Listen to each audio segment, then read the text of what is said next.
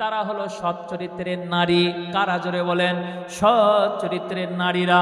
বিশ্বনবী দয়ার নবী কথাটা বলেছেন।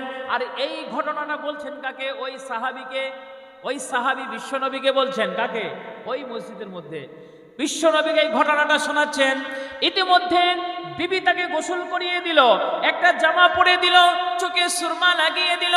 চোখে যখন সুরমা লাগিয়ে দিল, বিবিকে বলছে, বিবি রে, এবার তোমার মেয়েকে আমার কোলে তুলে দাও। বিবি তখন বলছে, স্বামী গো, কেন? বলছে, তোমার মেয়েকে আমি বনবাসায় নিয়ে যাব। কোথায় নিয়ে যাব? বনবাসায় নিয়ে যাব। এই রকম কথা যখন বলতে লাগলেন, ঝরঝর ঝরঝর করে অঝোর নয়নে কান্না করতে করতে লাগলো। চোখ দিয়ে অশ্রু গড়িয়ে গড়িয়ে পড়লেন, পানি ভেঙে ভেঙে পড়লো। ইসলাম দরদি ভাই আমার বুঝতে পেরেছে, আবার এই মেয়েটাকে হয়তো আর দুনিয়াতে রাখবে না, হয়তো দুনিয়া থেকে জিন্দা কবর দিয়ে দেবে, আর আমার কিছুর করার নেই। ইসলাম দরদি ভাই আমার, আব্বা জানেরা, এইরকম কথা বলার পরে বিবিকে বলে বাচ্চাটাকে নিয়ে চলে গেলেন। পাহাড়ি রাস্তা দিয়ে হাঁটছেন, জঙ্গলের মধ্যে দিয়ে হাঁটছেন, মরুভূমির রাস্তা দিয়ে হাঁটছেন। হাঁটতে হাঁটতে বাচ্চাটাকে ওই রৌদ্রের তাপে নিচে যেন নামিয়ে দিয়েছে। নিচে যখন বাচ্চাটাকে নামিয়ে দিয়েছে, বাচ্চাটা তখন বলছে, আব্বা জান, ওগো আমার আব্বা জান, ওগো আমার আব্বা জান, এই গরম মরুভূমিতে এত রৌদ্রের তাপ আমি যেন হাঁটতে পারি না। ওগো আমার আব্বা জান, আমার বড় পানি পিপাসা লেগেছে, তুমি আমাকে একটু পানি দাও, না হলে আমি হয়তো আর বাঁচবো না। তার পিতা বলছে, বেটিরে, এই জঙ্গলের মধ্যে, পাহাড়ের ভিতরে, মরুভূমিতে কেউ তোমাকে পানির ব্যবস্থা করে দেবে না, আমি নিজেই তোমার পিতা, আমি তোমাকে পানি দেব না। এই বলে যখন নিয়ে চলে যাচ্ছে, যেতে যেতে মানে ওই মরুভূমির বালির উপর দিয়ে যখন নিয়ে যাচ্ছেন, মেয়েটা বলছে, আব্বা জান, আমি আর থাকতে পাচ্ছি না, আমি আর হাঁটতে পাচ্ছি না, আমার পায়ের তলা পুড়ে যাচ্ছে, আব্বা তুমি আমাকে একবার কোলে তুলে নাও। নিষ্ঠুর। কি তার আব্বা? বড় নিষ্ঠুর, একজন কাফের। চল এখান থেকে। তাকে হেঁটে হেঁটে নিয়ে যাচ্ছে বাচ্চা মেয়ে, বলছে, আব্বা তুমি আমাকে একটু পানির ব্যবস্থা করে দাও। বলো, থাম, এইখানে তোর পানির ব্যবস্থা করে দেবো। কি করে দেবো? জোরে বলুন। এই জায়গাতে তোর একটা পানির ব্যবস্থা করে দেবো। কোদাল দিয়ে খুঁড়তে লাগলেন, গর্ত করতে লাগলেন। খুঁড়তে খুঁড়তে যখন এক মাজার বেশি হয়ে গেছে, মেয়েটাকে বলছে, এই দেখো, এই এই এই গুহার ভিতরে, এই গর্তর ভিতরে পানি রয়েছে, তুমি হাত বেড়ে খেয়ে নাও। বাচ্চাটা ছলনা বুঝতে পারেনি, তাকে কি করলো? বলো, যাও তুমি পানি খেতে শুরু করে দাও। যখনই বাচ্চাটা হাত দিয়ে পানি তুলতে গেছে, বাচ্চাটাকে পিছন থেকে এমন ভাবে তাকে মাথায় একটা লাথি মেরেছে, বাচ্চাটা সঙ্গে সঙ্গে ওই গুহার ভেতরে, গর্তর ভেতরে পড়ে গেছে। বলুন নাউজুবিল্লাহ। কি নিষ্ঠুর কাফের! বাচ্চাটা যখন আপনার গুহার ভেতরে পড়ে গেল, ওই গর্তর ভেতরে যখন পড়ে গেল, ইসলাম দরদি ভাই আমার, আব্বা জানেরা চিৎকার করে কান্নাকাটি করছে, আব্বা জান, ওগো আমার আব্বা জান, তুমি আমাকে মেরো না, আমি তোমার পরিচয় দেব না, আমি অমুক জনার মেয়ে, তুমি আমাকে দুনিয়াতে আমাকে রেখে দাও। আব্বা জান, আমি বলবো না যে আমি অমুকের মেয়ে, আমি বনবাসায় চলে যাব, জঙ্গলে থাকবো, আমি তোমার পরিচয় দেব না। আব্বা জান, তুমি আমাকে আর মেরো না, তুমি আমাকে আর মেরো না। হাদিস শরীফের মধ্যে এসেছে, বড় বড় পাথর, কি বড় বড় বড় বড় পাথর নিয়ে ওই বাচ্চার মাথার উপর যখন নিক্ষেপ করা হচ্ছে, রক্ত ফিঙ্গিরে দিয়ে মানে মাথা ফেটে রক্ত বার হয়ে, তারপরেও সেই জায়গা থেকে আওয়াজ আসছে, আব্বা তুমি আমাকে প্রাণে মেরো না। জোরে বলুন কি নাউজুবিল্লাহ।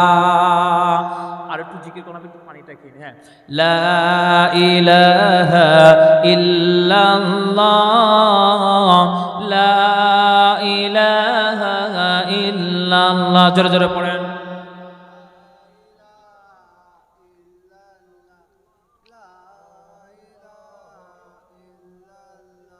লা ইলাহা ইল্লাল্লাহু মুহাম্মাদুর রাসূলুল্লাহ। জোরে বলুন সাল্লাল্লাহু আলাইহি ওয়াসাল্লাম।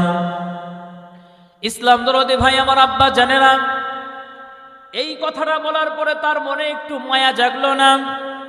মেয়েটাকে দুনিয়ায় থেকে বিদায় দিয়ে দিল। বড় বড় পাথর নিক্ষেপ করা হলো। কোথায়? জোরে বলেন, কোথায় কোথায় কোথায়? বলেন, মাথার উপরে জোরে জোরে পাথর যখন আপনার মাথায় নিক্ষেপ করা হলো, রক্ত ফিঙ্গিরে দিব, আব্বা জান তুমি আমাকে আর মেরো না। জিন্দা কবরে দিয়ে দিল, বাচ্চাটাকে দুনিয়ায় থেকে বিদায় দিয়ে দিল। যখন মাটি চাপা দিয়ে দিল, খোয়া পাথর চাপা দিয়ে দিল, সমান করে দিল, তারপরেও ওই গর্তর ভেতর থেকে আওয়াজ আসছে, আব্বা তুমি আমাকে মেরো না। চলে আসলেন কে? নবীজি। নবীজির কাছে এবার সেই কথাটা বললেন।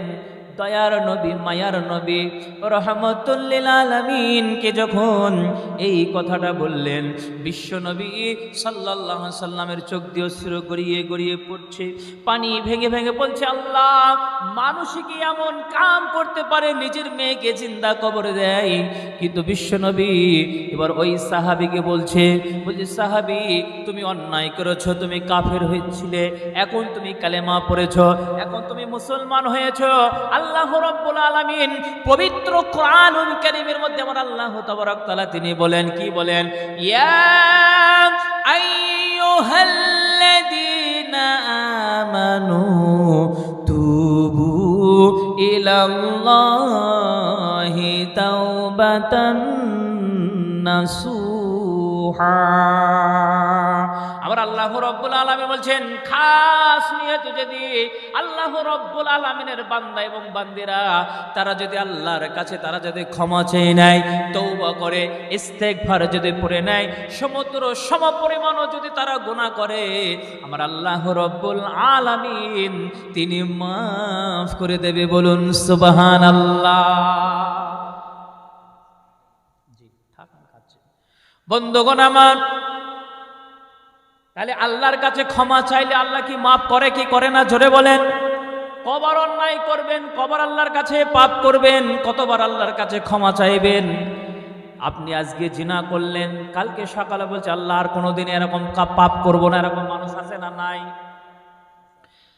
সকালবেলা যখন আল্লাহর কাছে ফজরের নামাজ পড়ে দুটো হাত তুলে বলে, আল্লাহ তুমি আমাকে ক্ষমা করে দাও, তুমি আমাকে মাফ করে দাও, আর আমি কোনোদিন গুনাহ করব না, পাপ করব না।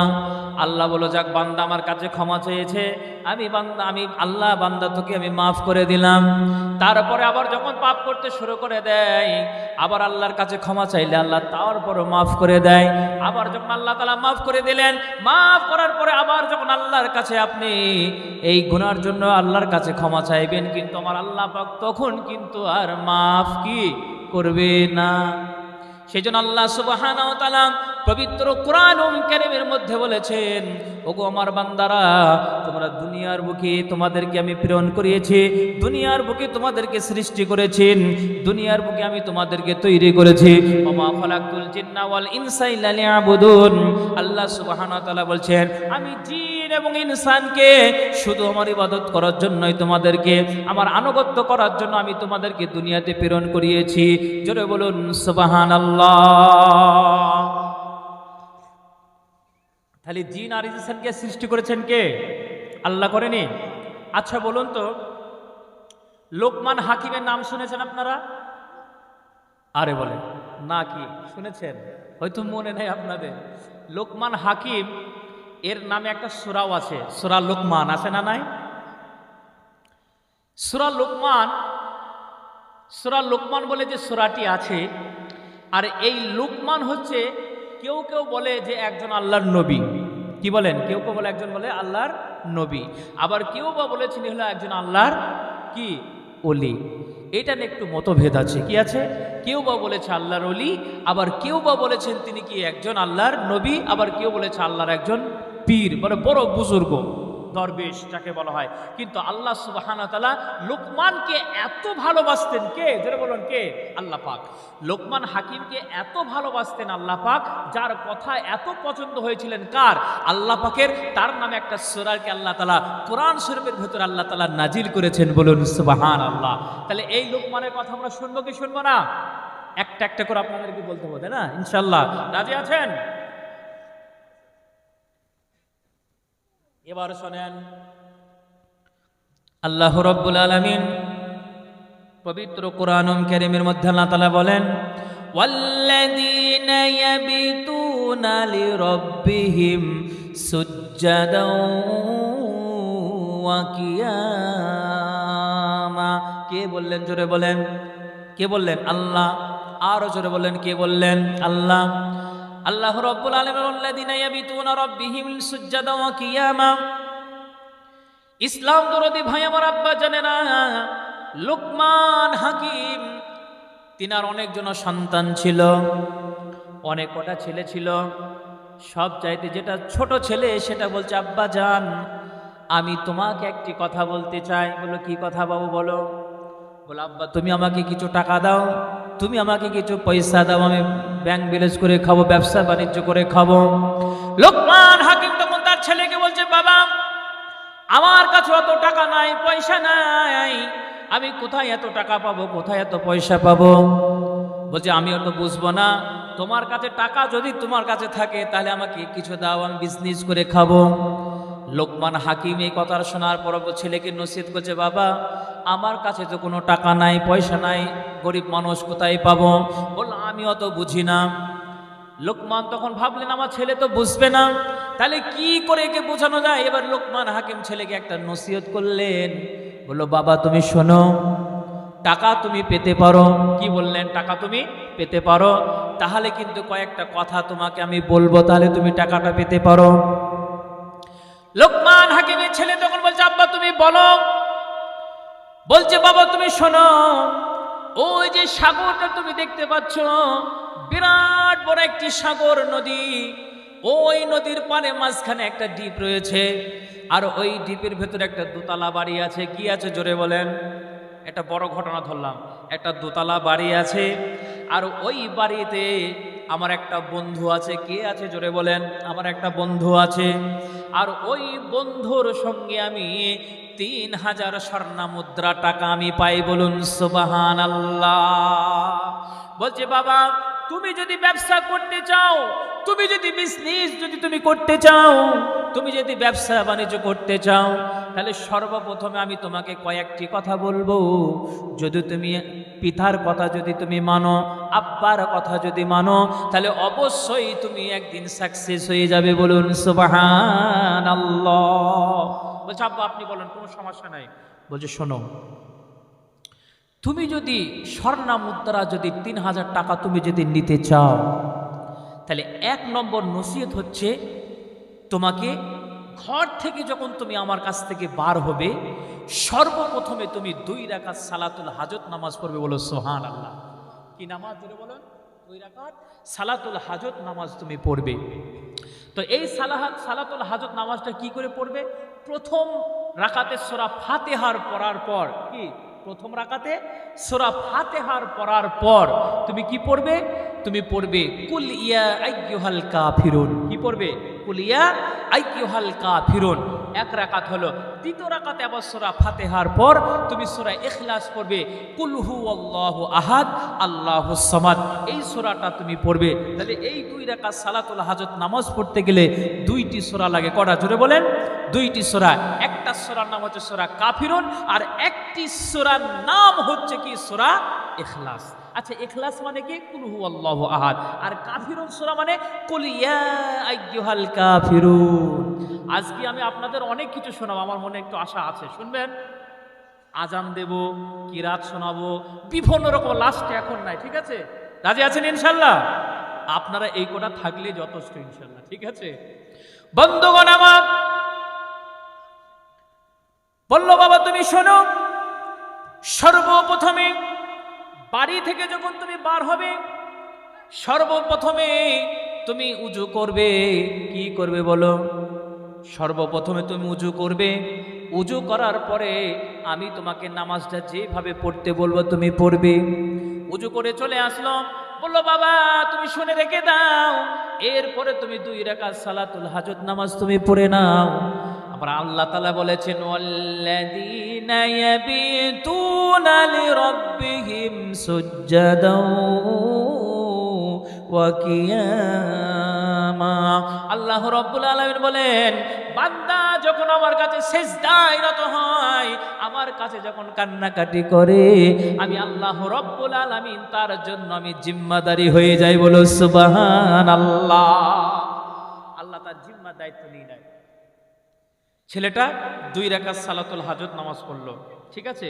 পড়ার পর বলছে বাবা এবার দেখো তোমাকে আমি যেখানে পাঠাবো ওই জায়গাটা যেই যায় সে কিন্তু ফিরে আসে না, ভালো করে বুঝবে, ফিরে আসে না, যেই যায় সেই কিন্তু মারা যায়।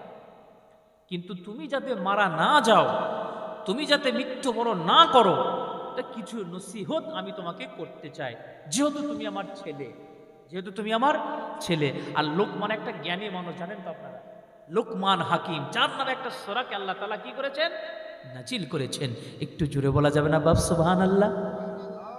আরে সুবহানাল্লাহ না, সুবহানাল্লাহ। একজন চাচা বলছে আসসালামু আলাইকুম। আমি একজন চাচা, আমি একদিন রাস্তাতে যাচ্ছি, বলছি চাচা আসসালামু আলাইকুম, বলছে আমি পণ্ডিতপুর গিয়ে এলাম। কি বললেন? আমি বলছি আসসালামু আলাইকুম চাচা, ও তখন বলছে আমি পণ্ডিতপুর গিয়েছিলাম। আসলে সে বুঝতে পারেনি, ঠিক কিনা? সে বুঝতে পেরেছে না। এখন স্বামী স্ত্রী দুইজনও মানে 2-1 দিন হলো কথা নেই, বুঝতে পেরেছেন? মাঝে মাঝে ইঙ্গিতগুলো না দিলে বুঝতে পারবেন না।